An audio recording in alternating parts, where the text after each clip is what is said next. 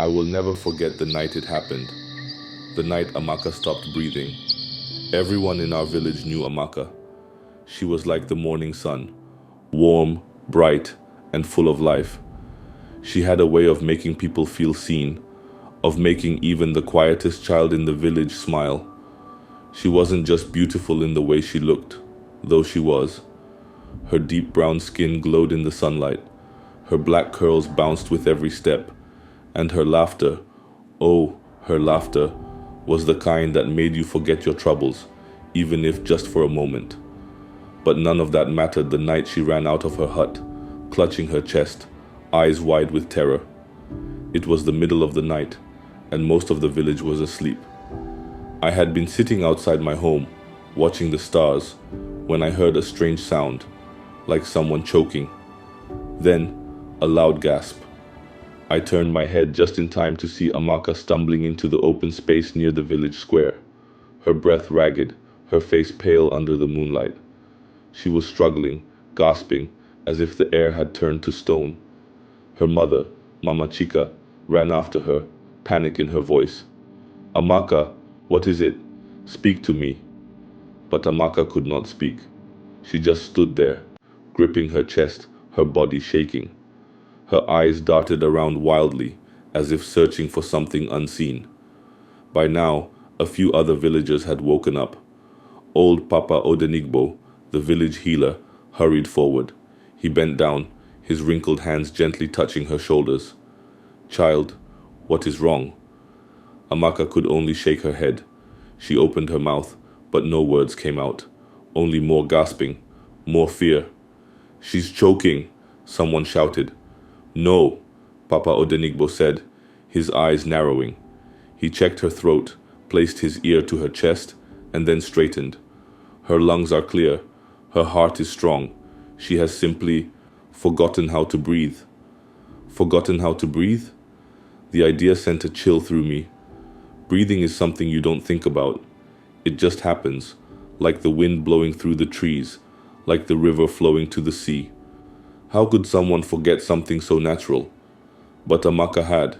For days, she was trapped. She no longer ran through the fields with us, no longer sang as she pounded yam with the women in the evenings. She no longer danced at the moon festivals, twirling with the other girls in the glow of the fire. Instead, she sat in front of her hut, her knees pulled to her chest, her eyes watching the sky. She counted every breath, terrified that if she stopped thinking about it, she would stop breathing altogether. The village changed. Without Amaka's laughter, everything felt different. The children played, but not as loudly. The market women gossiped, but without the usual joy. It was as if her fear had spread, a silent shadow over us all. Mama Chica tried everything. She made her drink special teas, prayed to the spirits, even asked the traveling drummers to play her favorite song, hoping it would shake her out of whatever spell had taken her. But nothing worked. At night I sometimes heard her crying, soft, broken sobs. I knew what she was thinking. If she could forget how to breathe, what else could she forget?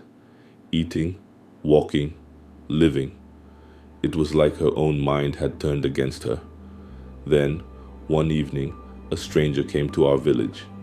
He arrived just before sunset, a tall, thin man with silver-streaked hair and a walking stick carved with the image of a great river. He wore a long robe, dusty from travel, and carried a small bag across his shoulder. He moved like someone who had seen many things, who had walked many roads. The village children, always curious, ran up to him, asking who he was. He smiled. I am a traveler, nothing more. He spoke to the elders, shared a meal with them, and then, just as he was about to settle for the night, he asked a simple question. Why is your village so quiet? The elders glanced at one another. Then, Papa Odenigbo told him about Amaka, about the night she forgot how to breathe, about how she had become trapped in her fear. The old traveler listened.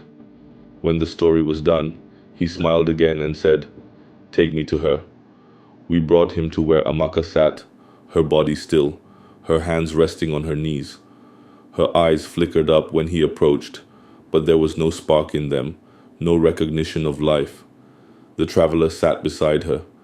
For a long time he said nothing, just watched her as she watched the sky. Then he whispered, "Breathing is like a river, child." She blinked. "What?" He smiled, the lines on his face deepening. "A river does not think about flowing. It just does. Even when the rocks try to stop it, even when the land rises against it, the water finds a way. It moves. It flows. It does not need you to push it. It does not need you to control it." Amaka frowned. "But what if it stops?" He chuckled, his voice warm, like an old drum. "Have you ever seen a river stop?" She shook her head. "Then why do you fear that your breath will?" She didn't answer. Her hands tightened on her knees. So the old man did something strange.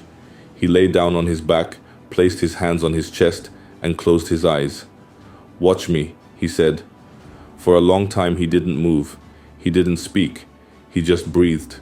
In, out, slow and steady. At first Amaka simply stared at him, unsure. Then slowly she started matching his breath. In, out. She didn't even realize she was doing it. Minutes passed, then an hour. Then, all at once, she let out a deep, shuddering sigh. And something changed. Her shoulders relaxed, her hands loosened. And then, for the first time in weeks, she took a real breath. A breath that did not need her control.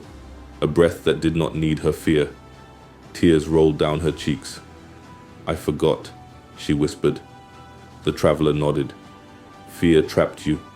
But fear is just a shadow. It cannot stop the river." From that day on, Amaka was different. She still thought about breathing sometimes, still had moments where the fear crept in. But whenever it did, she closed her eyes and remembered the traveler's words. She let the river flow. Years later, when she was older, a young man in the village woke up one night, gasping for air, his mind tangled in fear, just as she had been. The villagers panicked, but Amaka just smiled. She sat beside him, took his hands in hers, and whispered, "Breathing is like a river. It flows on its own." And just like that, the cycle continued. This is the story of a beautiful girl who forgot how to breathe, and how she learned to live again